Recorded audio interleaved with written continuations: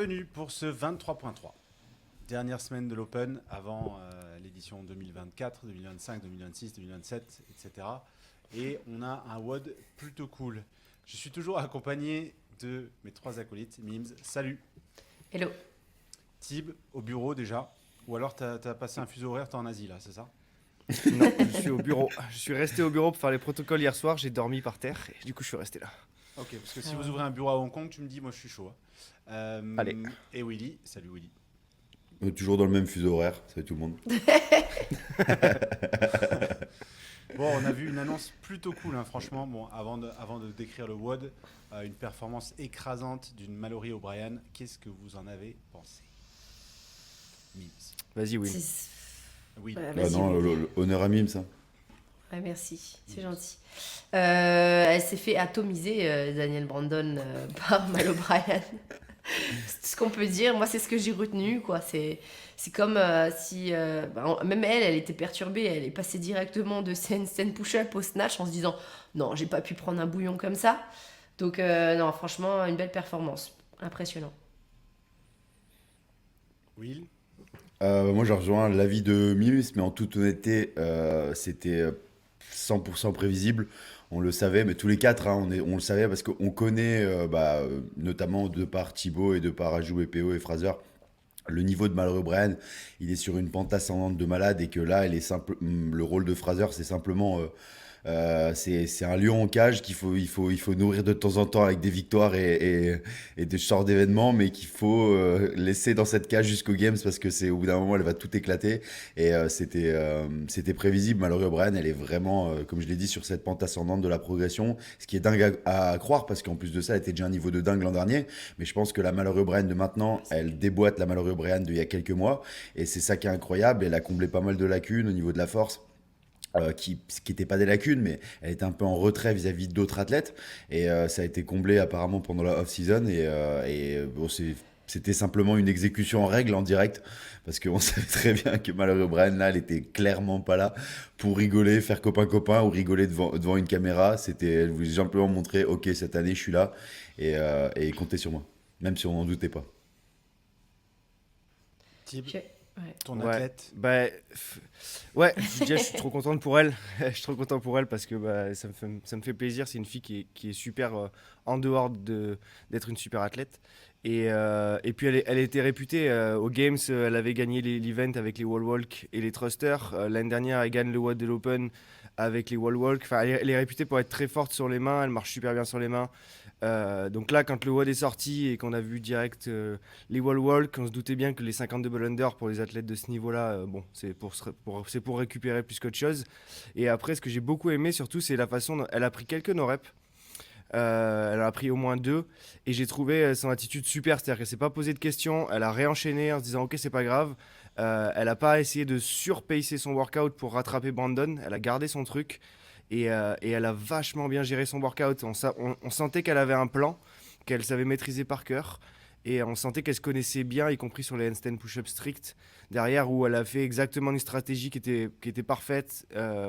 Et puis après, voilà, elle est capable d'accélérer dans le dernier tour encore, avec des snatchs super propres à la fin, pour finir en moins de 8 minutes. Sans ses no-reps, je pense qu'elle fait C'est moins même de pas, 7,50. Ouais, je c'est comprends. même pas accéléré, c'est simplement qu'elle a pas décéléré. Donc en fait c'est la faculté d'un athlète. À la fin, on a toujours l'impression que les athlètes ils accélèrent, même des fois Fraser, et il donnait la même impression que malheureux Brian, qu'à la fin il accélérait et que nous tous on était en train de ralentir. Mais c'était le cas pour nous tous, mais simplement que lui il ne décélérait pas, et c'est ce qu'elle a fait exactement à la fin. C'est bon, elle a décéléré un petit peu, mais comme tu l'as dit, elle était tellement smart sur sa stratégie, c'était tellement fluide. Elle cutait, elle breakait, elle arrêtait ses répétitions juste quelques reps avant d'arriver à la limite, donc ça lui permettait de prendre que quelques secondes de récup, de réenchaîner direct. En plus, le sol n'était pas à leur faveur parce que c'était pas un sol à HSPU, ils les ont mis direct sur le sol dur, donc on sentait que elle retenait peut-être un peu comme Daniel abandonne la descente, donc je pense qu'elle pourrait aller encore beaucoup plus vite, mais voilà, je pense que c'était ça qui est impressionnant, c'est qu'elle a pas décéléré alors que Daniel Brandon, voilà, elle a Ouais, pris un puis, mur ouais, enfin, je veux comme dire, nous tous, quoi. je sais pas ce que tu en penses, Will, mais parce que chez les hommes et chez les femmes, ça risque d'être différent un petit peu au niveau des temps. Mais pour quelqu'un qui le fait en live comme ça, sans trop avoir le temps de penser, enfin, si jamais elle, Et elle le avec de nos refaisait, reps. je pense qu'elle ferait un meilleur temps avec deux no reps en plus. Elle finit sub 8 Enfin, je veux dire, elle passe. Je Il pense y avait clairement il y qu'elle peut avait un cut s'approcher des 7 normalement minutes autant à 0. 9 minutes. Ouais. Tu penses qu'elle peut Ouais. arriver ouais. Je Si, pense c'est vraiment. normal. Faut savoir que elle- Danielle elle- Brandon, elle fait 10-30. Hein. franchement, dire, je parierais une grosse somme d'argent que là, tu leur fais faire un malheureux Brian genre dans un setup en ayant connaissance du workout, avec un seul HSPU un peu plus tendre pour leur tête parce que là, ça devait taper. On voyait très bien que c'était un peu douloureux. Franchement, à ce niveau, quand t'enchaînes vite et que tu te relâches, tu te laisses tomber complètement, à la fin, ça peut te faire vraiment mal. Et puis, comme tu l'as dit, juste avec l'appréhension du corps, le corps il est magnifique, il s'adapte très rapidement à ce genre de WOD et je pense vraiment qu'elle peut s'approcher des 7-0-0. Donc c'est ça qui est impressionnant, c'est qu'elle fait un score de malade, mais moi quand je vois son exécution, je me dis waouh, mais elle a tellement de marge encore. C'est ça qui est encore plus impressionnant, c'est de se dire la performance est stratosphérique, mais la marge aussi, c'est ça qui est ouf. Donc On dirait mais qu'elle a félicitations passé à un elle. cap cette année. Je sais pas si, pour moi, il y a toujours des sportifs qui, à un moment donné, ont un déclic, à un moment donné, dans une compétition, et puis prennent confiance et ça décuple leur performance ou leur positionnement à travers la sphère. J'ai l'impression qu'elle est dans ce cas-là, là, en ce moment. De ce que je connais, grâce à Thibaut et grâce à Fraser, et parce que Thibaut, il est très proche de Hockey, Fraser et compagnie, et donc on a un peu les petits potins, mais ce qui a changé pour Mallory O'Brien, c'est depuis qu'elle est avec Fraser, maintenant ça fait 1 an et demi, c'est qu'il a considérablement réduit son volume d'entraînement et que Fraser. En fait, quand t'as un mec comme Fraser qui arrive, qui te dit là, t'as pas besoin de t'entraîner plus, qui est le mec qui a gagné le plus de fois les games, qui est considéré comme le bourreau de travail par excellence, tu l'écoutes, tu t'entraînes pas plus. Alors qu'avant, Mallory Bryan était avec un autre coach qui est un coach très compétent, mais elle avait un volume d'entraînement hallucinant et on était dans le concours du toujours plus. Et ce qui l'a fait progresser là, c'est peut-être pas forcément de faire des trucs qui la changent parce que tout ce qu'elle a fait en entraînement, elle continue à le faire. Bon, c'est vrai qu'il a une approche intelligente, Fraser, ça je dis pas le contraire et tout le monde le sait, il n'y a plus besoin de le prouver. Mais il a réduit son volume d'entraînement et il la cantonne et il essaye de la niveler dans cet intervalle d'entraînement pour pas qu'elle en fasse trop et pour qu'elle continue à progresser. Et c'est ça sa grosse différence. Et c'est ce que vit Mallory O'Brien en progressant, en faisant moins.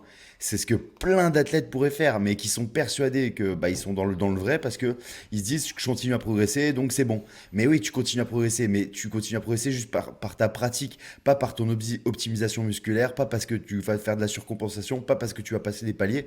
Donc c'est beau parce que ça montre vraiment que la solution, c'est pas forcément le volume et un volume contrôlé à des moments de la saison. Et Mallory O'Brien, elle le prouve avec Matt Fraser et c'est vraiment top.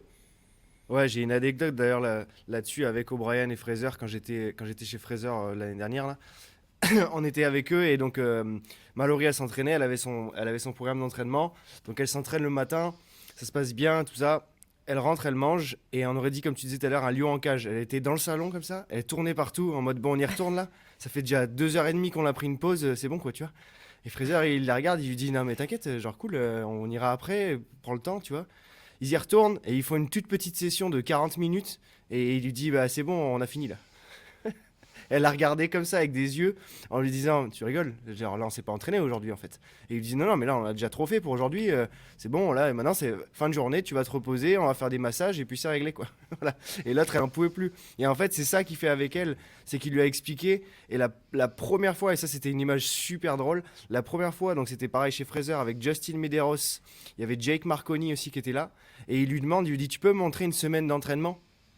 Elle sort son téléphone et elle montre la prog de la semaine. Et là, les trois, ils prennent un fou rire énorme. Et genre, énorme, quoi. Donc, du coup, en fait, il y avait tellement de volume dans sa semaine qu'ils étaient tous là au milieu à se dire mais c'est juste impossible que tu rentres ça. Et il disait, même aux Games, en prépa des Games, je fais pas ça. Voilà. Et ça, c'était son entraînement d'avant. Et Mallory, elle a besoin de faire confiance à ça et de voir que ça marche. Parce que pour elle, c'est une nouveauté. Elle se dit, c'est impossible que je sois meilleur en faisant moins. Donc, il a dû lui prouver. Il lui a dit, tu sais quoi, fais comme je te dis et on regarde. En effet, derrière, elle gagne la demi-finale. Elle fait une belle performance aux Games, donc ça y est, elle a validé ça. Mais il y a encore quelque chose qu'elle voulait pas valider, c'était le fait de pas être sèche physiquement toute l'année. Donc ça, tu peux valider, Mims.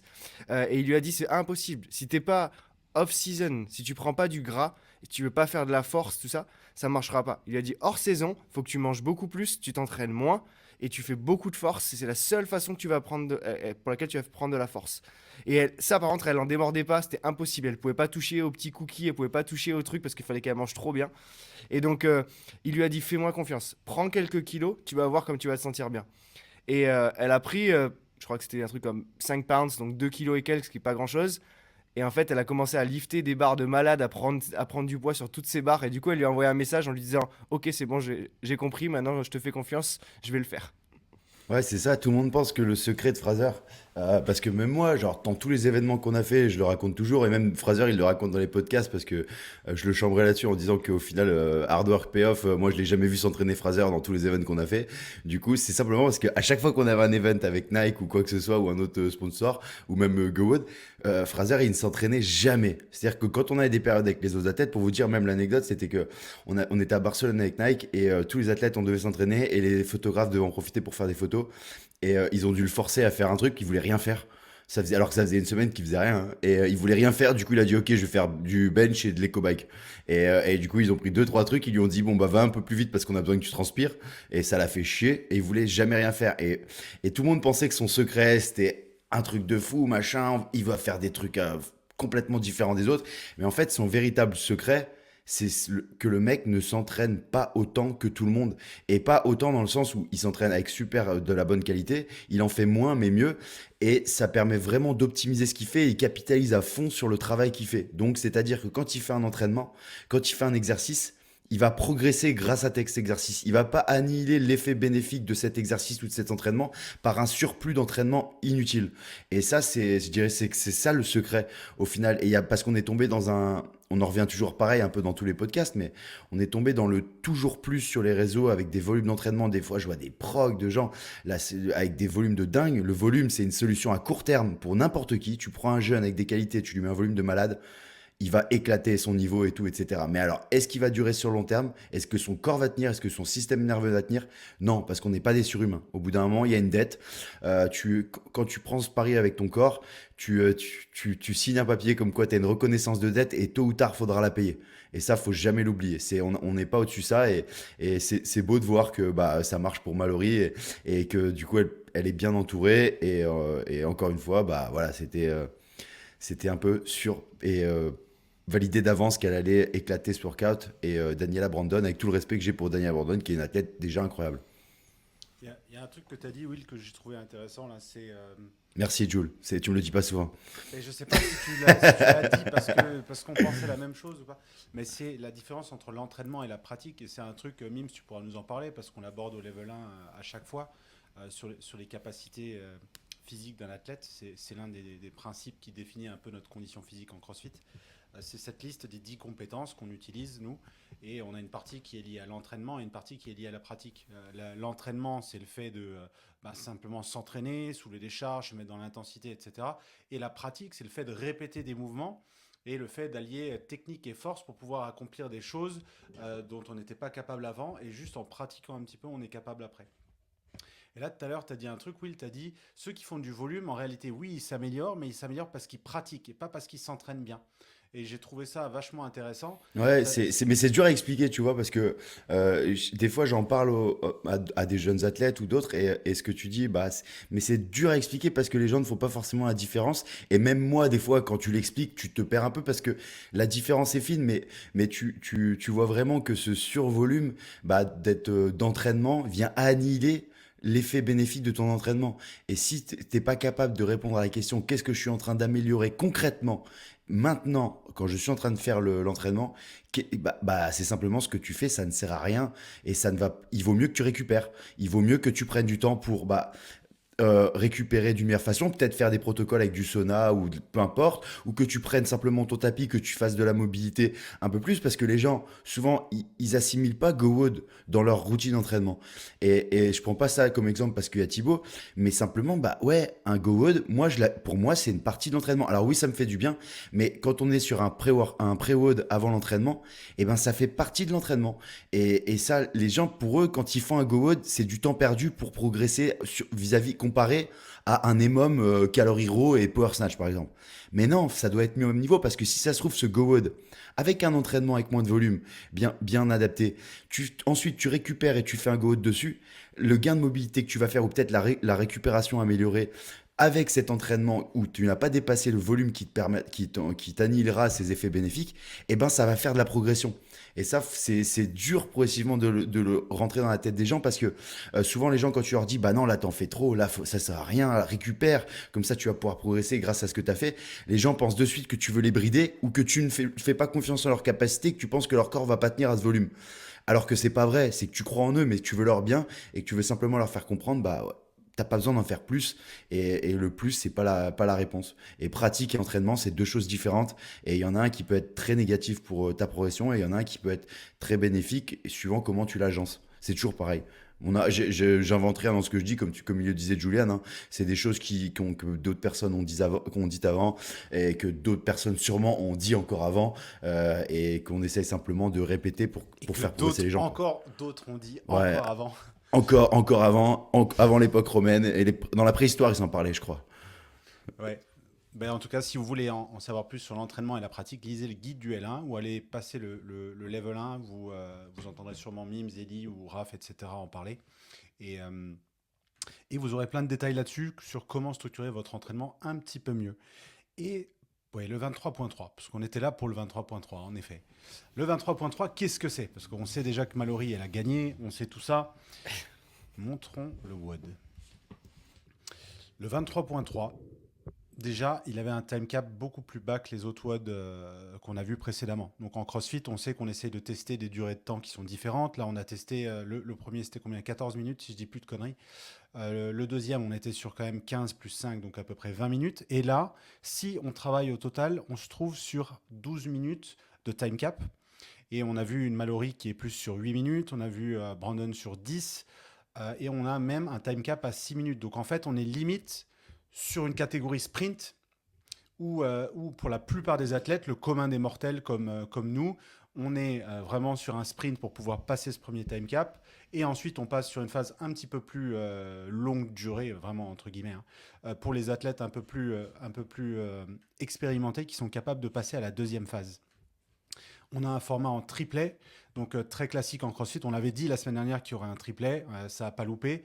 Un triplet avec les trois modalités. Une modalité gym, une modalité monostructurelle avec le DU, parce que oui, le DU, on appelle ça un mouvement monostructurel, et les snatchs qui sont un mouvement d'haltérophilie avec une charge externe qui augmente. Donc un triplet classique en CrossFit, une durée de temps classique en CrossFit. Et là, en vrai, j'ai envie de dire, qu'est-ce que vous avez pensé des trois tests? Parce que pour moi, quand on regarde les trois tests de l'Open, franchement, on a déjà un très très bon panel de tests de conditions physiques d'un athlète de CrossFit. Qu'est-ce que tu en penses, Will?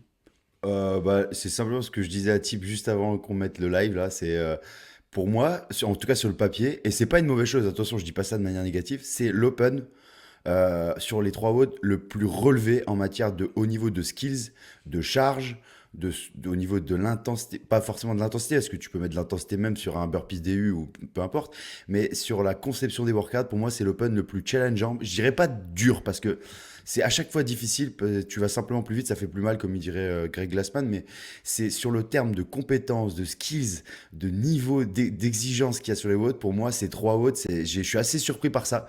Honnêtement, je pensais pas voir par exemple des snatchs en charge montante ou même des strict HCP aux Open. Quand on a vu le niveau qu'il y avait de skills sur le premier workout, je pensais vraiment voir une dumbbell légère, quelque chose avec des wall walk, des choses dans lesquelles on était habitué. Et je trouve qu'il a pris un peu le contre-pied de ce que tout le monde attendait, avec un workout encore avec des exigences vraiment élevées. C'est-à-dire que durant ce test des Open, mine de rien, les meilleurs seront devant quoi qu'il arrive. C'est ça qui est fort. Bon, après, il y en a qui vont gueuler, qui vont dire, ah, les Open, c'est censé être accessible à tous, machin ci, machin ça. Pour moi, les WOD sont accessibles à tout le monde. Il n'y a pas de doute là-dessus. Ils sont conçus de telle sorte à ce que tout le monde puisse les faire. Et si le premier WOD, ce qui était challengeant, c'est les ring muscle up, il fallait déjà y arriver au ring muscle up. Et en plus de ça, si tu pouvais en faire, ça pouvait faire une grosse différence comparé aux autres athlètes. Et là, ce dernier WOD, il m'a bien surpris parce que vraiment, c'est un workout qui peut paraître très stratégique, très challengeant pour entre guillemets, je dirais les personnes de moins bon niveau, qui ont moins des capacités ou qui font peut-être moins du crossfit à haut niveau, comme un athlète professionnel qui va tendre à se qualifier demi ou games. Parce que nous, on va voir ce workout comme tu l'as dit, comme un sprint, en se disant, ok, comment je vais gagner du temps? Honnêtement, tu regardes même pas les fenêtres de 6-9 minutes, hein, tu t'en fous. Hein. Là, tu te dis, ok, bon, au début, le poids léger, je suis obligé de faire du touch and go. Ok, les 12 snatchs à 60 kg, 61. Est-ce que je fais un peu de touch and go? Est-ce que j'enchaîne ou je récupère pour les 20 stricts? Les 9 snatch à 84, comment je vais les faire pour aller le plus vite possible? Tu réfléchis différemment. Donc c'est ça qui est beau. J'aime bien parce qu'il a pris le contre-pied de tout ce qu'on attendait. Et puis c'est cool, franchement. J'aime bien qu'on s'attende à rien parce que je voyais des fois les trucs comme Morning Shake Cup et compagnie à dire bon, il y a eu ça, donc ça veut dire qu'il y aura ça parce que les autres années ils ont fait ça. Et j'aime bien quand la personne en question elle leur fait un peu un bras d'honneur en disant ok, les gars, il n'y a aucune logique dans ce qu'on fait, dans la programmation. Si tu t'attends à quelque chose, c'est que t'es pas prêt, ça veut dire que tout peut tomber. Et j'aime bien le petit contre-pied qu'il a pris Bosman ou ceux qui ont programmé ces workouts. Je dirais il y a une logique, mais Pas la logique que les ils gens arrivent à voudraient. te surprendre, quoi. Ils arrivent à innover. Pas Qu'est-ce le- que ouais. tu as pensé des 3 tests? Moi, j'ai trouvé dans la manière de programmer, bizarrement, quand j'ai déjà fait les 2 premiers par rapport à la programmation de Dev Castro, je trouve, on dirait qu'ils sont plus complexes, mais en fait, ils font moins mal. Bizarrement, hein. Je pense qu'ils font plus mal pour les personnes qui ont peut-être un meilleur niveau, je sais pas. Mais en tout cas, c'est pas des WOD, ils sont pas inaccessibles, ils nous mettent pas ils nous butent pas, quoi. Alors que Dev Castro, il avait une manière de programmer plutôt violente. Et du coup, le test, il était quand même très éprouvant, en fait. Et en fait, on avait un peu les pétoches du recommencer parce que on était éprouvé à la fin. Alors que là, en gros, on a une manière d'aborder qui est ok, donc je vais le faire, je vais me pousser, mais en fait, on n'arrive pas à se retrouver dans nos retranchements, bizarrement. Je pense que si on arrive à évoluer un peu plus, oui, mais voilà, moi, je trouve qu'il y a une claire différence entre cet impact entre les 2 programmateurs. Ouais, c'est bien vu. Et je pense, ouais, Castro, il programmait un peu, c'est pas à l'ancienne, À l'ancienne, ouais. mais avec moins de recul qu'un Bozeman qui a beaucoup de pratique au sein d'une affiliée, qui a géré une affiliée avec San Francisco CrossFit, Ouais. et vraiment qui est très, très ouvert. Alors que, ouais, forcément, Castro, lui aussi, hein, mais c'est sûr qu'il a jamais vécu au sein d'une affiliée et tout ça. Et là, on le ressent vraiment sur ce type de WOD. Ouais. Qu'est-ce que tu en as pensé des 3? Toi, avec GoWOD aussi, avec les protocoles, tu as peut-être un autre aperçu. Honnêtement, c'est assez complet. Le premier, c'est un gros chipper sur lequel il y a pas mal de mouvements, donc c'était assez sympa. Ça change un peu aussi d'avoir un chipper. Le deuxième, c'était un pur test de capacité et dans quelle douleur tu veux aller te mettre, plus qu'autre chose, hein. On est tous capables de faire des burpees pull-up, mais c'est dans quelle zone rouge tu veux te mettre et est-ce que tu es capable d'en garder pour le thruster. Voilà, donc j'ai bien aimé aussi d'avoir ce combo, un truc pour les petits légers et un truc pour les lourds juste après. Voilà, comme ça rétablit un petit peu le vrai fitness au milieu. Et puis là, sur celui-là, c'est quelque chose que j'aime bien. Parce que déjà, j'aime bien être capable de nous comparer aux athlètes pros et de voir à quel point, en effet, le cut, ils n'en ont rien à faire. En fait, ils ne rentrent même pas en compte pour eux. Et puis surtout, ce que j'aime là sur celui-là, c'est que c'est la même chose. Si t'es un athlète petit, léger, plein de cardio, ça va bien se passer sur 2 mouvements, mais il y en a un qui va pas te plaire. Et même si sur la première barre, ça va le faire, sur la deuxième, ça va devenir complexe, et sur la troisième, il va falloir déjà avoir un sacré snatch pour les enchaîner. Donc d'un point de vue prog, je t'ai trouvé ça vraiment super intéressant. D'un point de vue mobilité, à partir du moment où il y a des wall walk, du snatch, etc., ça va aussi avantager ceux qui sont mobiles dans tous les cas. Parce que si ta position sur les handstand push-up strict, si tu n'as pas assez de mobilité d'épaule avec la ligne si près du mur, ça va devenir complexe. Et en plus de ça, pareil sur les snatchs, si jamais tu commences à galérer en snatch, ça va être dur. Juste pour souligner, il y a des personnes hier sur le chat, ils disaient que c'était des charges élevées. Et en gros, il faut vraiment souligner que dans les premières 6 minutes, c'est des charges de référence. C'est du léger modéré. Déjà du léger sur le premier, après c'est du léger modéré. Et donc, c'est des charges de benchmark comme une charge qu'on va voir à Isabelle.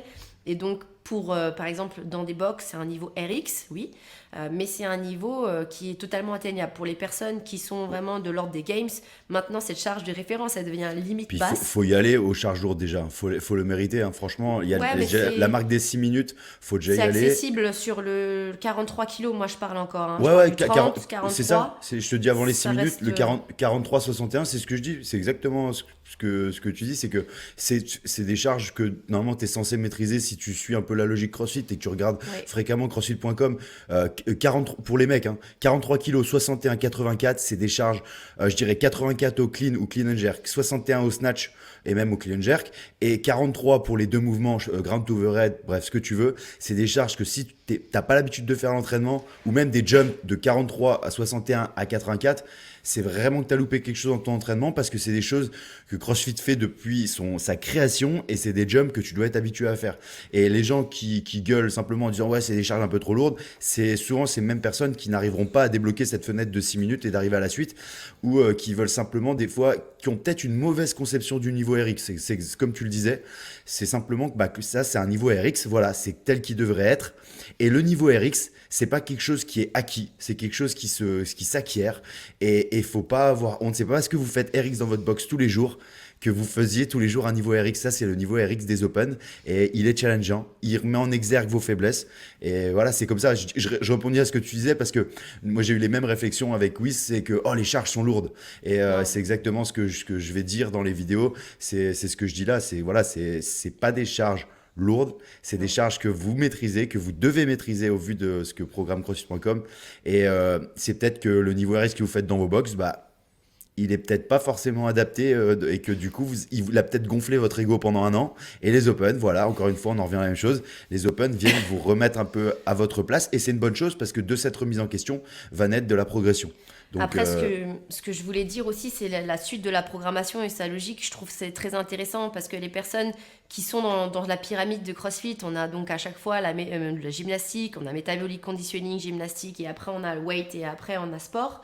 En vrai, là où il a été fin, Bozeman, c'est qu'il nous a permis de donner du gâteau un peu à tout le monde, en approchant une barre qui est légère, modérée, qui est quand même challengeante dans les premières 6 minutes, donc dans lesquelles, par exemple, une personne qui est intermédiaire, elle va pouvoir se challenger. Et donc ça, c'est assez cool pour pouvoir terminer les snatchs peut-être en dessous de la fenêtre des 6 minutes. Et là où il est fin, c'est qu'à un moment donné, le temps, il est bien programmé pour pouvoir laisser passer les personnes qui ont des fondations solides sur le reste, et accéder à des barres qui sont vraiment lourdes à ce moment-là.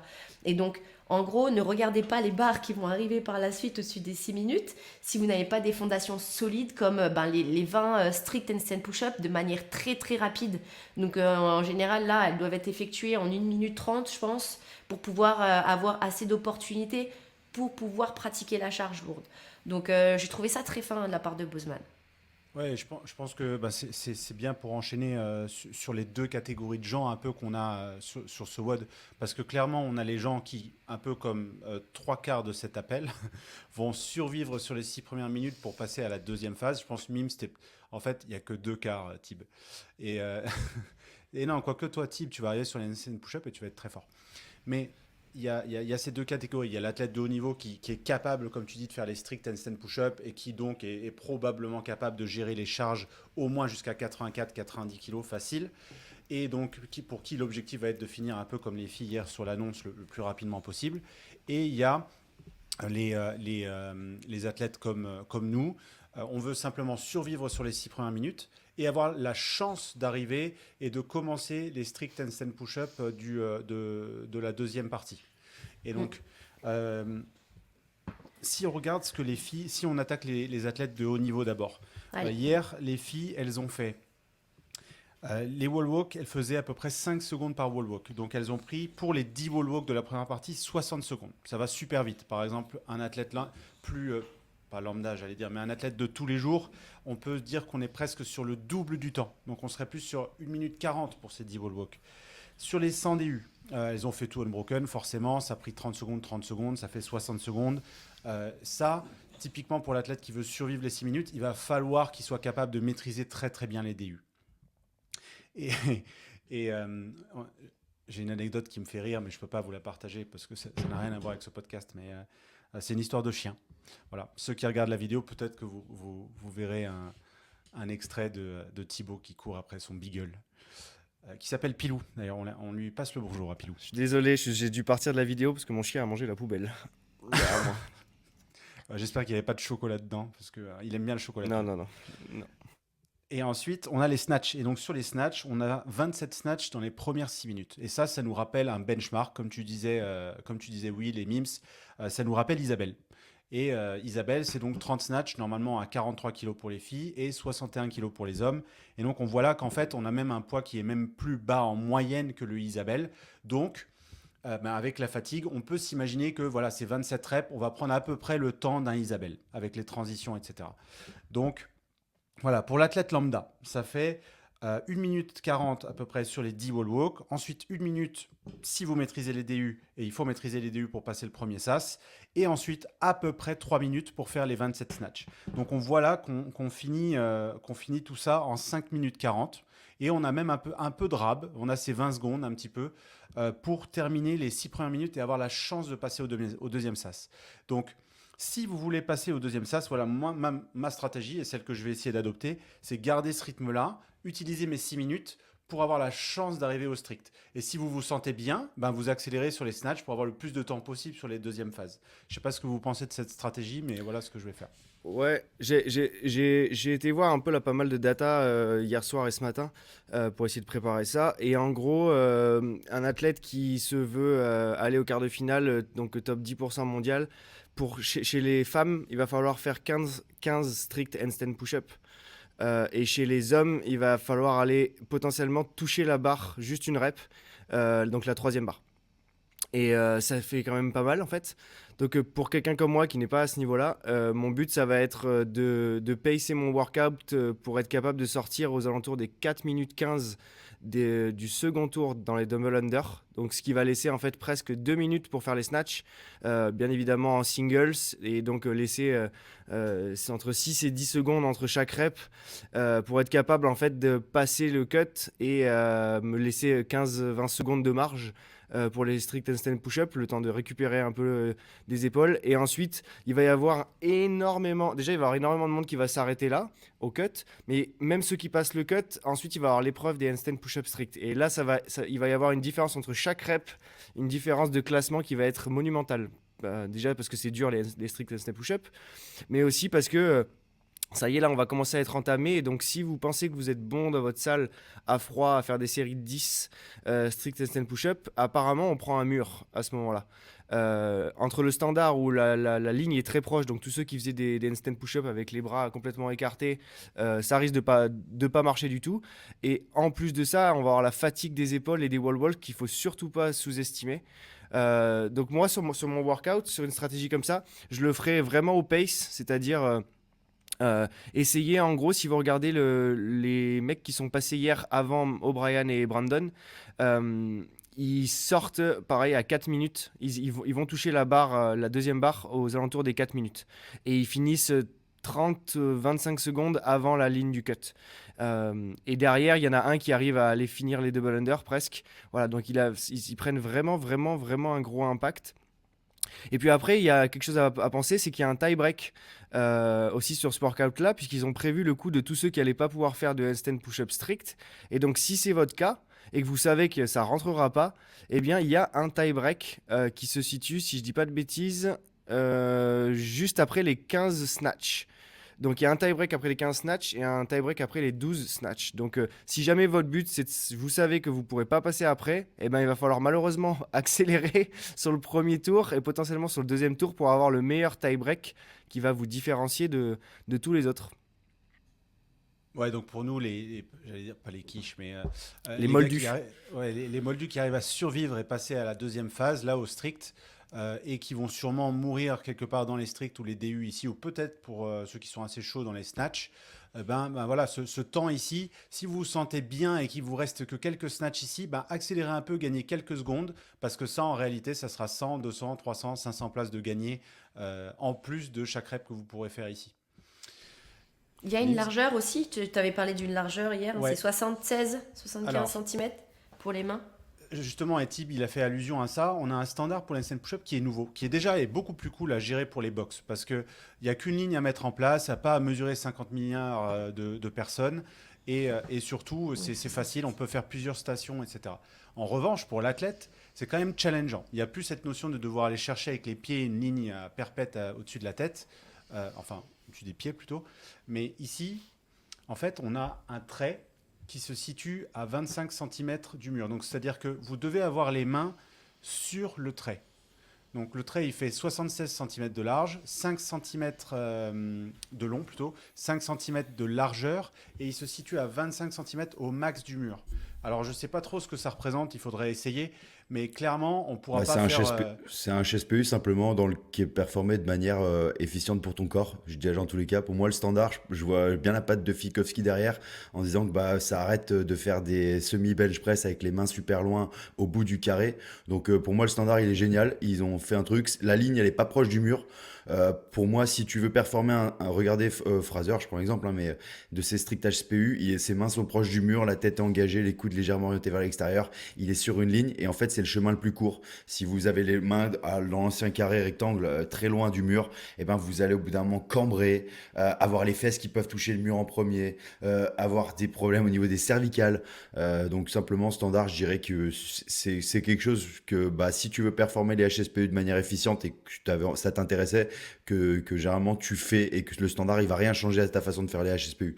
Donc je sais par exemple que type toi t'es pareil, t'es assez proche du mur avec les mains engagées, ça va pas te changer grand chose, et d'être aussi proche de la ligne ça permet à tous les athlètes qui des fois cambrent un peu trop et vont pas engager la tête à la fin de leur rep. Quand tu cambres un peu tôt, tu regardes le sol et tu regardes tes mains. Quand tu regardes les mains, tu viens cambrer. Quand tu cambres, tu viens être en espèce d'arche et du coup tu viens t'éloigner du mur et donc à la fin tu vas peut-être tomber quand tu es proche du mur. Donc ça permet vraiment d'éviter ce problème d'arche et de cambrage pour le juge, et y compris pour CrossFit. Donc ils ont rapproché cette ligne et ça va vraiment annihiler ce truc où les gens étaient borderline avec le standard Et ouais, oui, à et l'époque. t'as vu le standard tu as vu le standard, donc pour le handstand push-up strict, il y a rien, il y a tes pieds qui doivent toucher le mur. Et c'est tout. Et rien d'autre. C'est-à-dire Ouais. que Mais si ça, il avait jamais, déjà si mis jamais ça. tes Ouais. fesses, si jamais tes fesses, ouais, mais vu que là la ligne est proche, je pense qu'on va en voir plein dans les salles. Si jamais vos fesses touchent le mur pendant le mouvement, c'est no rep. Vous redescendez Oui. et vous en refaites un. On va voir pas mal de gens arriver légèrement cambrés, engager leur tête à la fin difficilement et venir s'éloigner du mur et pas venir atteindre la position d'extension complète pour valider ta rep en haut et tomber peut-être avec deux pieds. Parce que en extension complète en haut, là je dis ça pour toutes les personnes qui vont juger dans les box, les deux pieds doivent être en contact avec le mur en haut dans cette full extension et pour valider la rep. Si vous tendez et qu'il n'y a qu'un pied, parce que généralement on essaye de s'équilibrer, il y en a un qui touche, l'autre qui touche pas, et ben c'est no rep. Je suis désolé, c'est pas être méchant, c'est simplement appliquer la règle et sinon bah, on n'en met pas et puis on fait un CrossFit guinguette, mais voilà, il y a une chose magnifique là que Julian a partagé sur l'écran qui s'appelle une feuille de mouvement et de standard et de description, et c'est pas anodin, elle est pas faite pour les honneurs de boxe ou les coachs, hein. Je l'ai dessiné ce matin. Ouais, rigole, parce c'est que Et, Bravo. merci beaucoup. En plus de ça, moi je trouve qu'il y a un truc qui est assez cool, c'est qu'il n'y a pas de keeping handstand push-up. Et je suis content pour les masters, ouais. je suis content que y ait pas, enfin qu'on aille chercher un peu de strict, qu'on aille vraiment parce que le handstand push-up en keeping au niveau des box, etc., de l'athlète RX, souvent c'est quelque chose qui est pas exécuté de la très très bonne manière. Et C'est qui n'importe quoi le keeping. C'est Ouais, et le c'est quelque strict HSPU, c'est le keeping HSPU, c'est le mouvement le plus litigieux. C'est un des mouvements les plus litigieux de l'histoire du CrossFit parce que les points de validation de la rep, elles sont très compliquées à valider, et pour les juges c'est un casse-tête, pour les vidéos soumissions après en ligne c'est un casse-tête, tu sais vraiment suivant l'angle de la caméra, et j'ai envie de te dire si ta rep elle dépend de l'angle de la caméra, c'est que déjà qu'il y a un problème au niveau de ton exécution et en plus du standard. Donc moi je suis entièrement d'accord avec toi là-dessus, c'est le strict il vient résoudre, et on l'avait déjà dit que le strict résoudrait pas mal de problèmes, peut-être pas tous mais en tout cas une grande partie. Et aussi, ça permet de faire passer un message aux athlètes des box, c'est-à-dire que ben ouais, tu sais faire du keeping, mais peut-être qu'il va falloir travailler ton strict. Et c'est la même chose, Mims, elle vous le dira aussi, mais avec les muscle-up, les mecs qui font le keeping muscle-up et qui savent pas faire un muscle-up strict, la même chose avec les pull-up. Et voilà, et ce WOD de l'Open nous permet de faire passer ces messages en tant que owner de box et coach, etc. Et moi, je trouve que c'est des bonnes opportunités pour ça. Ouais, Non, carrément. Non, c'est Et, c'est top. Et vas-y, puis, tu et puis les keeping hein, d'un point de vue purement en strict, c'est pas compliqué. C'est soit tu retiens la descente et tu poses ta tête doucement, soit ça fait mal au crâne.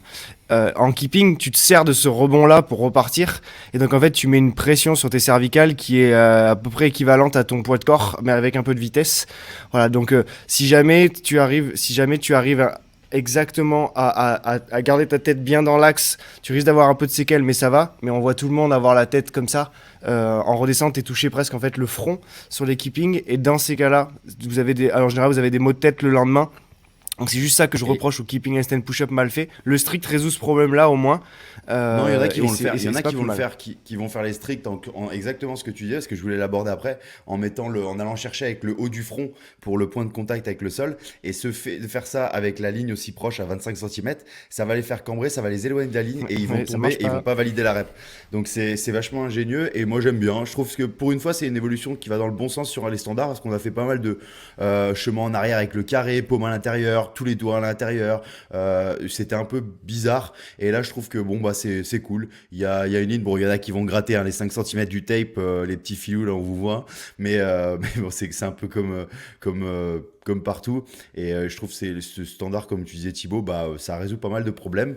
Et comme il a dit Thibaut, pensez à bien regarder devant vous pour que le point de contact, même sur vos stricts, il se situe au sommet de votre crâne et pas au niveau de votre fond. Ça préservera vos cervicales, ça vous évitera de vous éloigner du mur et peut-être de ne pas valider votre rep.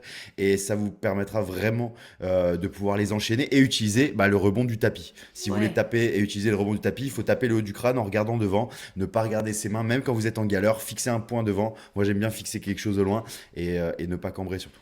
Moi, ce que j'aime bien faire, c'est quand je suis à l'envers, j'essaie de fixer quelque chose qui est même un tout petit peu plus haut.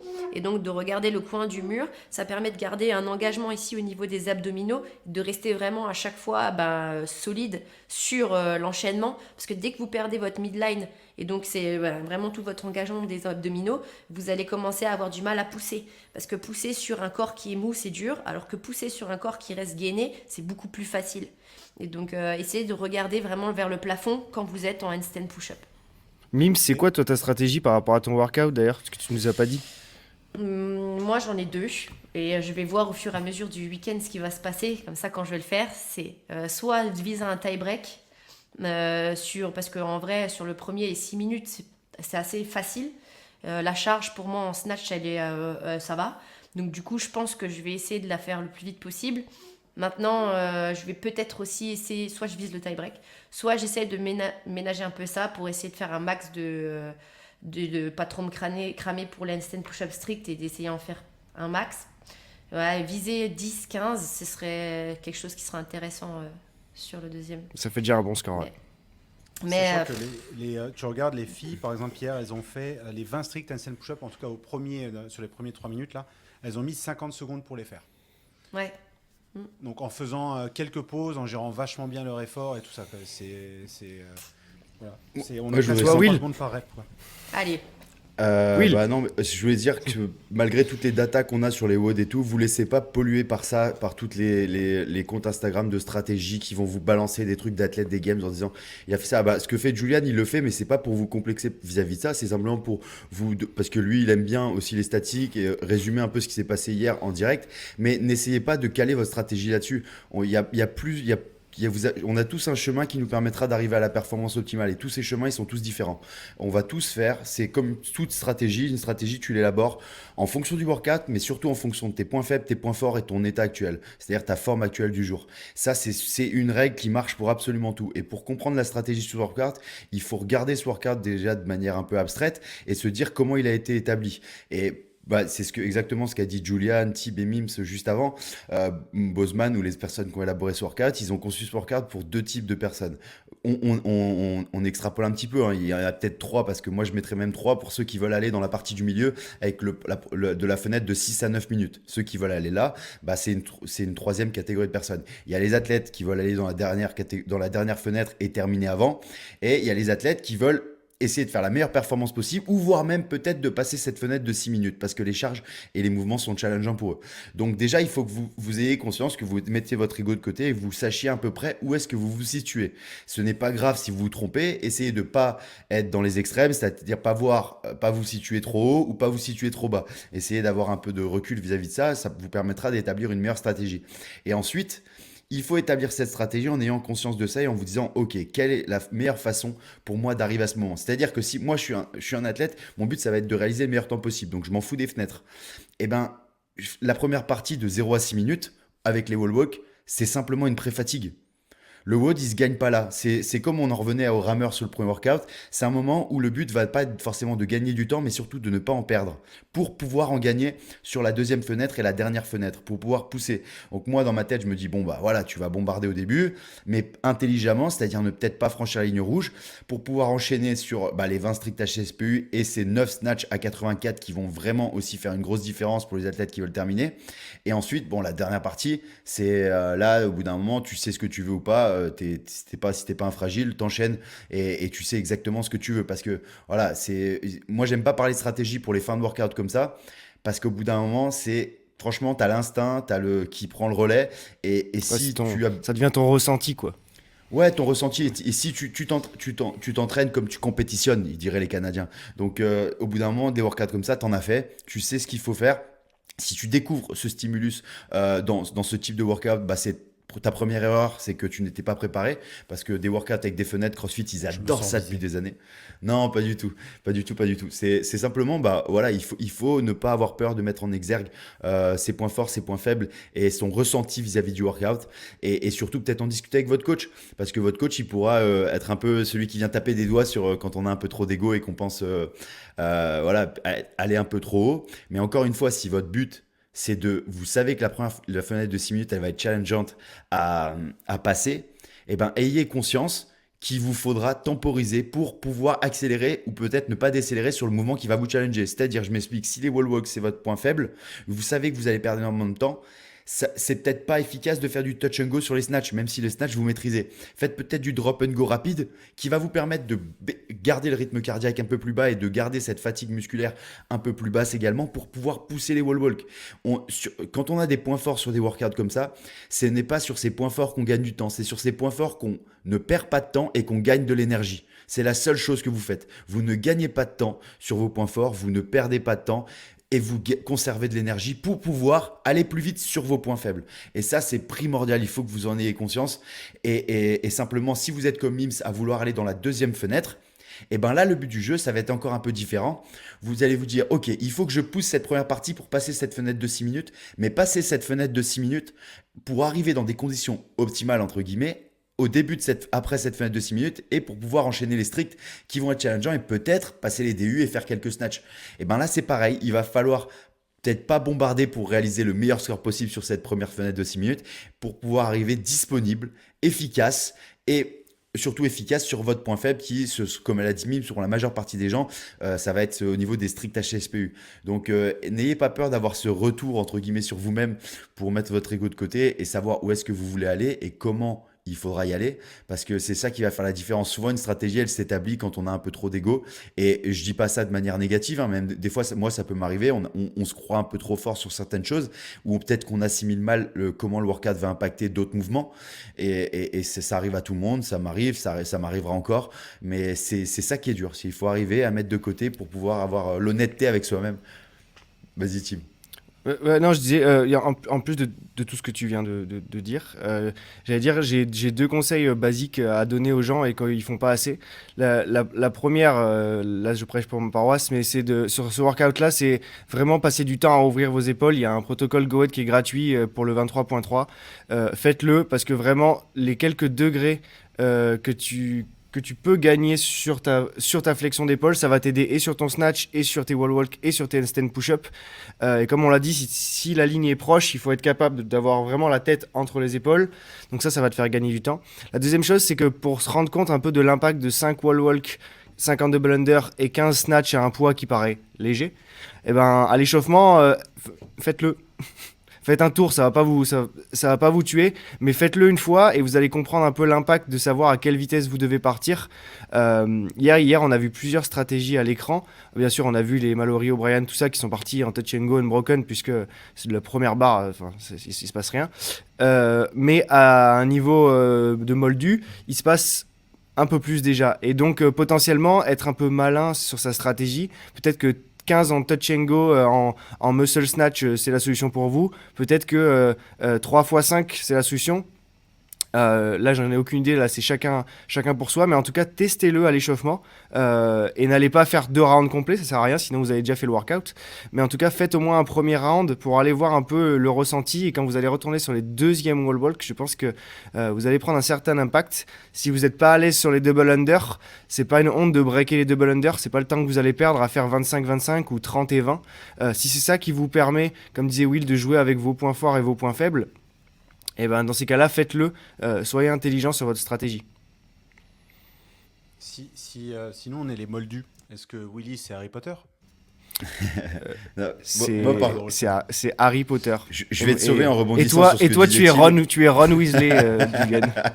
Merci. Je suis pas un Allez. moldus. Expelliarmus, allez hop, je passe la main à Tim. Non, mais moi je voudrais rebondir sur ce qu'a dit Thibaut, parce qu'on n'a pas encore rebondi dans ce podcast. Mais simplement, c'est dur à entendre. Je sais qu'il y en a des fois quand je dis ce genre de choses, mais les DU, franchement, c'est une aubaine qu'ils soient là. C'est un triplé, mais croyez-moi, moins vous avez. Par exemple, moi je dis toujours que les chippers, c'est parfait pour se cacher.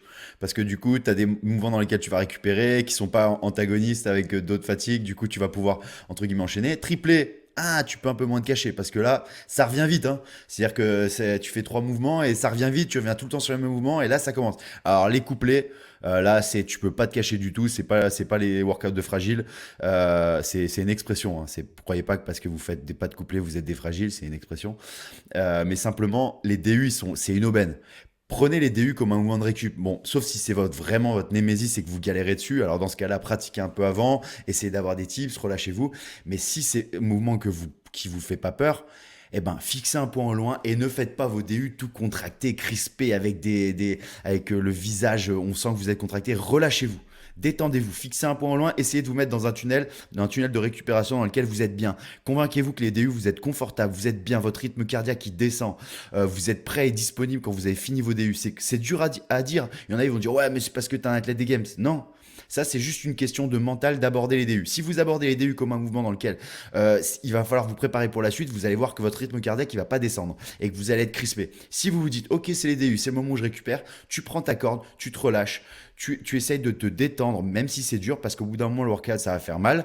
Et tu as 2 choix. Soit tu te dis, ça fait mal. Première nouvelle, c'est que tu es complètement bête parce que tu sais très bien que ça va faire mal à workout. Ou soit tu te dis, ok, j'ai mal, mais là, j'ai un peu moins mal, je peux me détendre. J'essaie de me dire que c'est un bon moment dans le workout.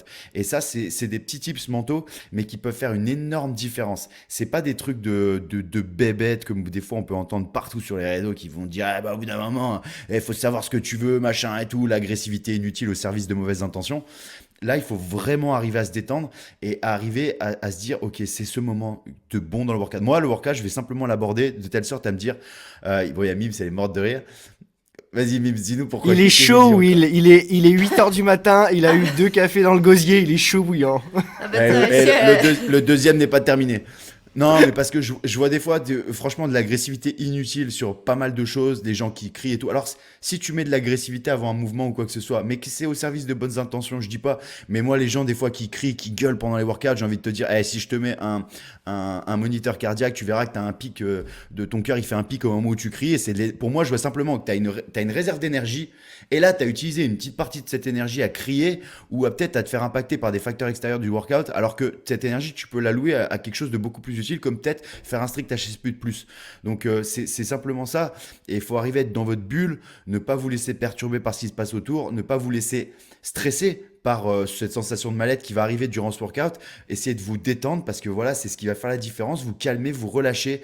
Les malheureux Bren l'a très bien fait hier. Vous avez l'impression que c'est facile pour elle, mais le workout, elle souffre. C'est simplement que, connaissant Fraser, il a dû lui répéter, même pendant les workouts à l'entraînement. Au bout d'un moment, quand tu es en train de souffrir, ça reste que de la souffrance physique. Hein, c'est pas la vraie souffrance comme les grands brûlés peuvent ressentir. Eh ben, reste calme, détends-toi. Tu es dans quelque chose que tu connais. Il faut que tu arrives à faire de cette zone d'inconfort un confort. Et c'est ça qui est compliqué. C'est pour ça que l'aspect mental est aussi super important dans l'exécution de workout et peut faire une grosse différence sur votre performance. Et ça, des fois, c'est compliqué à faire aux gens parce qu'ils ont l'impression qu'il faut être un athlète des Games pour le faire. Mais non, pas du tout. Un athlète lambda peut le faire. Un athlète lambda qui a des bons tips au niveau du mindset, de comment aborder le workout, et ben, ça peut améliorer sa performance. Ne croyez pas que c'est réservé à une élite du fitness. Bien au contraire, ça peut faire une grosse différence. Et moi, j'en vois des fois à la boxe. hein, des gens de lambda, d'athlètes tous les jours, qui vont faire des workouts, mais les mecs, ça reste calme, ça bouge pas. Et ça, c'est incroyable parce que tu te dis, c'est dingue, ce ne sont pas des athlètes de haut niveau, mais ça reste calme, c'est dans l'exécution, ça se focalise sur le workout, ça dépense pas d'énergie bêtement, inutilement, pour faire le show devant les copains. Et c'est beau, et ça, il faut en avoir conscience. Mais voilà, c'est pas un coup de gueule, parce que ça, je le dirai, je le répéterai sans cesse durant toute ma vie. Mais voilà, ayez conscience que votre façon d'aborder le workout d'une manière mentale, elle peut faire également une grosse différence sur votre performance. Moi, quand je vais faire les DU, je vais entendre une petite voix de Willy dans mon oreille qui va dire Qui dit, détends-toi, détends-toi. relâche-toi. Mais il a raison. C'est juste après, il y a à un niveau inférieur comme on peut voir dans les salles, il y a des gens qui techniquement sont nuls sur les double Exactement. under et donc qui vont se crisper tout ça. Alors là, c'est un autre débat. Ils peuvent essayer de se détendre, ils vont un peu galérer. Mais dans tous les cas, ce qui est sûr, c'est que si jamais c'est votre niveau, péter un câble sur la corde, ça n'a aucun impact. Ça fait pas tourner la corde plus vite. Donc du coup, au contraire, détendez-vous, reprenez, même si vous prenez les pieds. Et si jamais c'est votre cas, parce que ça a été mon cas pendant longtemps et j'ai été une quiche en double under, prévoyez de breaker. Voilà. Si jamais 50 c'est un gros set pour vous, breaker 20-20-10, pas de honte, petit break de 5 secondes, ça sera bénéfique par rapport au fait de se prendre les pieds dans la corde, s'énerver à 35 et en fait être déjà congestionné pour ensuite aller sur le deuxième tour. Donc faites attention à ça. Et comme il a dit Thibaut, ne vous énervez pas si vous maîtrisez les DE et que vous prenez les pieds dans la corde. C'est simplement peut-être une occasion de récupérer un peu plus. Vous ne pouvez rien faire, ça arrive. Vous ne rien qui fera qui pourra changer. Si vous vous énervez, vous allez changer la situation d'une manière négative. Donc soyez pragmatique, dites-vous, et surtout ne faites pas l'erreur. Des fois j'en vois, par exemple, il y a les DU, ensuite il y a les snatch, ils ont une stratégie de partir en drop and go rapide, efficace. Ils se prennent les pieds dans la corde et tu les vois partir en gros touch and go. Non, vous laissez pas impacter parce que vous avez pris les pieds une fois dans la corde, vous avez perdu 5 secondes. Ces 5 secondes, vous allez pouvoir les rattraper, mais de manière intelligente. Ça sert à rien de changer complètement votre stratégie et de passer de la stratégie à Jean-Michel stratégie à celle de Fraser juste parce que vous êtes pris les pieds dans la corde. C'est au bout d'un moment, c'est simplement aussi, faut être pragmatique. Sur les DU, je pense qu'on parlait de pratique et d'entraînement tout à l'heure, mais typiquement pour les Ouais. gens qui ne maîtrisent pas les DU, vous pouvez pratiquer, ça ne va pas vous tuer de faire un petit peu de DU les 2-3 jours avant. Et tout le monde peut sauter, tout le monde peut faire 2 tours avec le poignet, donc vous êtes capable de faire les DU, donc vous pouvez pratiquer. Et Will, toi tu vas y aller comment toi? Parce que hier tu m'as dit un truc, tu m'as dit moi j'y vais à fond la caisse et on verra après. C'est quoi Bah, vraiment ta Ça stratégie? passe ou ça casse. En vrai, je veux pas dire ça sur le podcast parce que après c'est pareil. Je prends mon niveau, mes points forts, mes points faibles. Je vois comment il a agencé le workout. Je vois les poids. Je vois également comment sont agencées peut-être mes faiblesses qui sont sur ce workout, les strict HSPU. Pour moi, il me fait pas peur et j'ai conscience que ce workout il va faire mal parce qu'il va plus se transformer en sprint, comme l'a dit Mims au début. Donc les workouts sont un peu tous différents cette année, quel que soit ton niveau. Et souvent, les athlètes un peu des games qui visent les demi-finales, le workout, c'est des sprints quoi.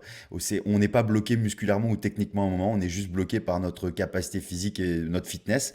Et donc au bout d'un moment, là, il va falloir y aller. Après, je vais y aller fort, mais intelligemment. C'est-à-dire qu'il y a des endroits, il faut faire du touch and go, il y a des endroits où il faut faire du drop and go.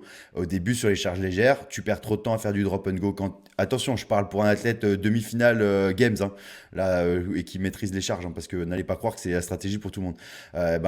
La barre à 43 kg, de faire du drop and go serait pas efficace parce que tu perds trop de temps. La barre à 61 kg, un drop and go efficace où tu ne regardes pas forcément où tu mets les mains. C'est-à-dire que si ta main est décalée de 2 cm à droite, tu vas pas replacer tes mains. Parce qu'il y en a des fois, ils me disent le drop and go c'est lent. Après, je dis vas-y, fais 3 reps en drop and go. Je le vois, ça place ses mains, ça regarde, ça fait des petits mouvements de fesses et ça snatch. Tu dis ok, ouais, en fait, c'est juste ton placement qui est inefficace, c'est pas ton drop and go. Le drop and go, c'est je suis droit en train de récupérer. Quand je suis prêt à snatcher, quand je me baisse, je prends la barre. C'est pas je me baisse et je perds 3-4 secondes. Parce qu'on n'en a pas conscience, mais on perd trop de temps. Et donc, quand tu te baisses, tu prends la barre, pouf, tu snatches. Tu récupères, tu souffles peut-être 2 fois en haut. Et dès que tu te penches, tu reprends ta barre, tu snatches. Ça, c'est efficace sur une barre à 61. La barre à 84, elle va être un gros séparateur parce que ça va être qui est capable d'imprimer un rythme conséquent à cette barre. Et surtout à la fin, quand tu arrives à la barre à 102, qui est capable de pouvoir enchaîner. Parce que voilà, quand tu arrives à rester en power bah, ça te permet d'aller relativement vite. Après, l'avantage pour ceux qui vont passer en squat, si vous avez besoin de passer en squat, sachez que là, le WOD va pas vous impacter trop les jambes. Donc passer en squat, ça va pas vous faire perdre beaucoup de temps. Bien au contraire, échauffez-vous en squat snatch.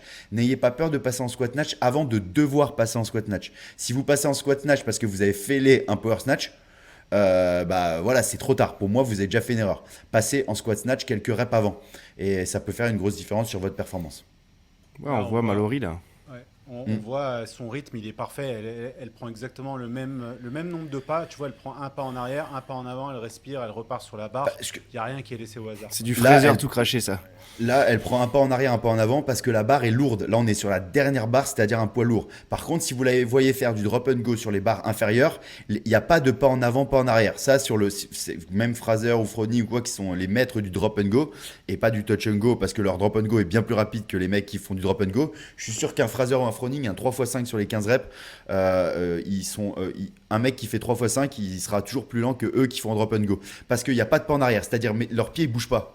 La barre, elle tombe à un endroit, ils prennent la barre. Si la barre est un peu devant, un peu derrière, c'est pas grave. Et ils enchaînent. Le pas en avant, pas en arrière, c'est quand des barres sont un peu plus lourdes, comme à l'Eurobrand, bah, il y avait presque 75 kilos, si je dis pas de bêtises, Mims. Ouais, 70.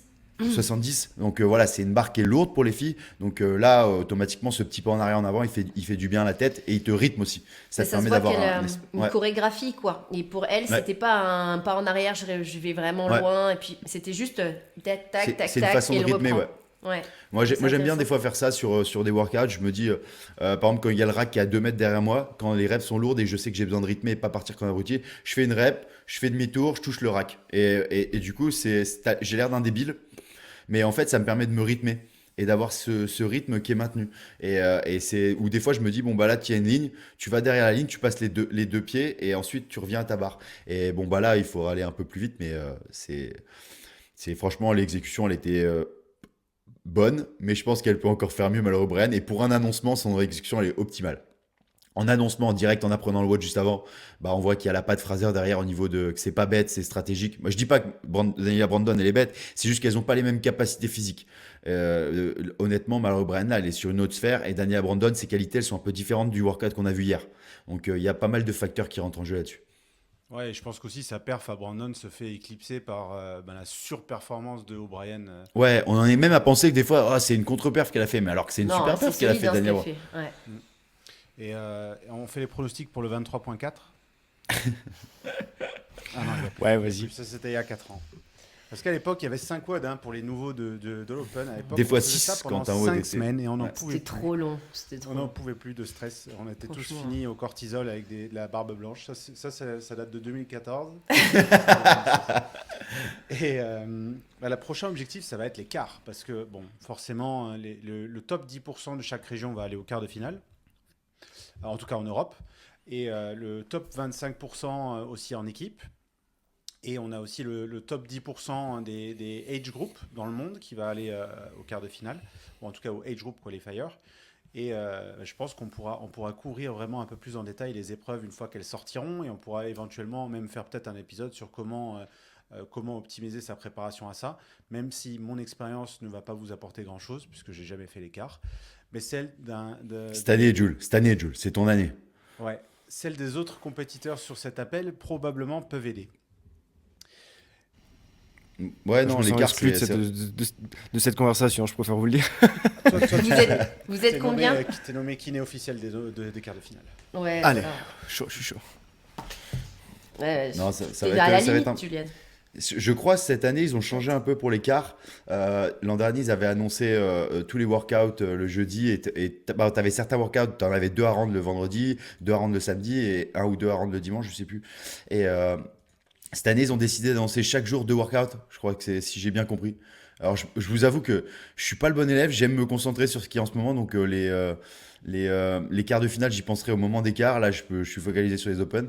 Mais je crois que cette année, ils ont changé ça. Si je dis pas de bêtises, Jules, je sais pas si. Écoute, j'ai pas envie de te dire de conneries, je sais plus exactement. Ok. Tout ce que j'ai, c'est les Pareil, dates. j'ai pas l'info. On sait que les quarts seront du 16 au 19 mars. Et donc, on a le début et la fin. Sur les... Alors, attends. Hop, bah voilà, là, tu as des trucs un peu plus clairs. Le WOD 1 et 2, donc ça s'ouvre le 16 mars, donc je suppose que l'annonce se fera à ce moment-là.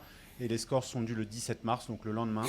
WOD 3 et 4, pareil, tu as un jour pour le faire. Et WOD 5, encore un jour pour le faire. Donc, Ouais, mais tu vois, voilà. l'an dernier, ils avaient annoncé 1, 2, 3, 4, 5 le jeudi et balancé. Après, j'avais vu passer comme info que c'était il y a longtemps en plus, donc où je sais plus où, que cette année, ils voulaient balancer au moment, par exemple, le jeudi soir, le workout 1-2. Et quand c'est fini la période de soumission pour par exemple le 17 au soir, et ben ils balancent le workout 3-4. Et donc je crois qu'ils voulaient faire ça, mais je suis pas sûr à 100%, je veux pas dire de bêtises. Je pense Et, que tu as Ça a l'air- raison, puisque, Ça a l'air puisque d'être ça, ouais. ouais, la soumission des scores s'ouvre à 20h le soir. Donc ça sert à rien de ne pas ouvrir celle du 3 et 4 s'ils ont pas été annoncés, s'ils ont été annoncés ou pas annoncés, tu vois. Ouais, l'an dernier, c'est ce qu'ils avaient fait, hein. Tu sais, tu pouvais, t'avais tous les workouts et du coup, tu balançais juste tes scores. Donc, moi, il y avait des workouts le workout 5, je l'avais déjà fait. Ou c'était, je sais plus c'est quel workout que j'avais déjà fait le vendredi, mais qu'il fallait que je soumette que le samedi. Donc, c'était un peu de la stratégie, quel workout faire en premier ou quoi. Mais là, j'aime bien l'idée de, si te balance deux workouts, tu as 24 heures pour les faire et basta, tu réfléchis pas à la suite. Et quand il te balance la suite, bah, tu fais la suite. Point barre, comme un peu une compétition virtuelle. Et, donc, ce sera top. Ouais, et vous retrouvez d'ailleurs GoWOD en partenaire principal des quarts, hein, si je dis pas des conneries. Exactement. Presenting sponsor de tous les quarts de finale. Bra, bra, bra. Pla, pla, pla. Donc, pour revenir un peu sur le 23.3, définissez votre objectif. Avant d'aborder le WOD, définissez exactement ce que vous avez envie de faire, un objectif atteignable mais qui vous challenge un petit peu. Essayez d'établir une stratégie pour arriver à cet objectif, pour que vous puissiez être satisfait de votre stratégie et de votre WOD. Réfléchissez pas non plus trop. Moi, je vais partir à fond la caisse, je me connais par cœur et je sais que je vais exploser en plein vol. Mais comme dit Willy, utilisez vos forces pour récupérer et puis être plus fort sur vos faiblesses. Je trouve ça très très cool. Moi, je vais l'utiliser. Je sais que les snatchs, ça va être facile pour moi, donc je vais aller un peu plus lentement pour me préserver pour les handstand push-up. On verra si ça fonctionne. Et puis voilà. Et puis on se verra en physique aux demi-finales à Berlin. Les tickets pour les premiers demi-finales sont déjà publiés. En revanche, il n'y a pas encore les tickets pour Berlin. Gardez un œil ouvert parce qu'à mon avis, ça va aller super vite. Ça sera la première fois qu'on a un vrai retour des anciens, en tout cas de l'ambiance des anciens régionaux, avec une ambiance plus festive, je pense, cette année, à Berlin, avec 60 athlètes, hommes, femmes et 40 équipes, et un paquet de Français à mon avis. Vous pouvez voir qu'il y a déjà pas mal de Français dans le top du leaderboard. Et ouais, ça va être très très cool. Ouais, ça va être une belle fête, je pense. On y sera. Ouais. Et On y sera, on y sera. c'est plutôt cool. Eh ben, je vous remercie. Je pense que le prochain podcast, on va voir sur quoi on le fait, si on le fait sur les quarts ou sur autre chose. Mais comme d'habitude, likez, mettez un petit commentaire, suivez-nous sur Apple Podcast, téléchargez les épisodes, ça aide beaucoup. Mettez les 5 étoiles. Voilà, faites tout ce que Parlez-en à vous voulez. vos amis, vos frères, vos sœurs, votre mère, vos pères, votre chien, tout le monde. Parlez-en, honnêtement, c'est le bouche à oreille, c'est ce genre de choses qui va nous permettre de nous motiver à continuer à vous proposer ces podcasts et peut-être à nous dire que ce qu'on fait, c'est pas trop mal et qu'on dit pas trop de bêtises. Et en tout cas, que ça vous aide parce qu'au final, notre but, c'est vous aider. Mais même si des fois, je peux le dire de manière agressive, comme dirait Mims, mais c'est simplement, on est plein de bonnes intentions. Donc, ça nous fait plaisir quand vous parlez de nous en bien parce qu'on a pas mal de retours de gens qui disent j'ai entendu parler par un tel. Donc, merci à vous, continuez comme ça nous booste, ça nous motive. Et Julian, ça fait Julian content parce qu'il a des chiffres positifs. Parce que Julian, il s'en fout des retours, il veut des chiffres. Donc, C'est pas de l'agressivité, c'est juste que ça vient des tripes quand tu parles. Ouais. C'est différent. non, Exactement. c'est juste que j'ai été éduqué comme ça dans les Vosges, on est un peu brut de décrophage et honnêtement, je préfère être comme ça. J'ai pas envie de changer. Je serai comme ça toute ma vie. Au moins, je suis franc, je suis sincère, je dis ce que je pense. Ça plaît pas. Au moins, vous m'aimez pas pour ce que je suis. Donc, T'es vous m'aimez une pour. espèce de sapin, quoi. Ouais. Non, pas du tout. C'est juste, franchement, on mériterait d'être un peu plus franc et direct que plutôt des fois passer par 4 chemins pour dire quelque chose qui peut en prendre 5 secondes. Voilà, c'est que mon point de vue perso. Je suis d'accord. Tout à fait d'accord. Et Bonne chance à tous les moldus. ouais, bonne chance à tous les moldus et à tous les magiciens de haut niveau. Oui. Et n'oubliez pas de amusez-vous. retrouver Julian, Thibaut et Mims en quart de finale parce qu'ils vont réaliser une performance énorme et se qualifier pour les quarts de finale. Je suis à 87%, là, il me manque 3% pour arriver au 3%. quart. Putain, pareil, je suis à 87 ou 88 là. Je suis Voilà, à 96. Retrouvez sur Winamax les cotes pour Thibaut, Julian et Mims sur la qualification au quart de finale. Je mettrai mon RIB, vous me ferez les virements directement. Vous avez mieux fait de jouer à Euromillion ou d'aller directement au tiercé ou quintet plus. Là, parce que... Ouais, mais on a une option. Si on fait pas l'écart, on fera les online qualifiers en Age Online. Ouais, c'est Oh, vrai. là, Ouais, elle nous a sorti- parlez pour vous, bande de vieux. Moi, j'y suis pas dans votre truc là. Sorry. Oh, la carte master qui est sortie comme ça, on s'y attendait pas. Avec Xib, on a pris une Ah, carte voilà. master. Moi, c'est dans J'ai tellement la- longtemps, je sais même pas quand c'est, tu vois.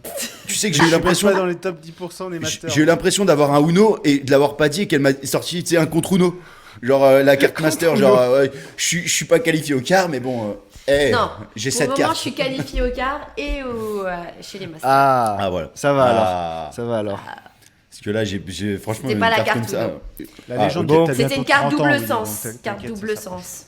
Qu'est-ce que t'as dit, Jules? T'as bientôt 30 ans là. Donc t'inquiète, Fin du ça va- podcast, ça va on se bien. retrouve très rapidement pour un nouvel épisode.